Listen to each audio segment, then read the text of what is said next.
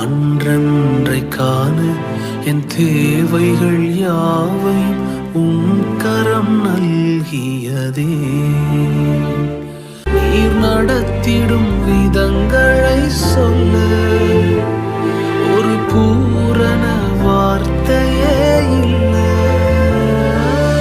எபினேசரே, எபினேசரே, இந்நாள் வரை சுமந்தவரே, நன்றி நன்றி நன்றி.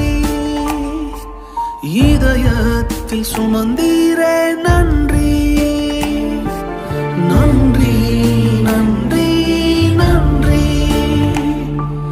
கரு போல சுமந்தீரே,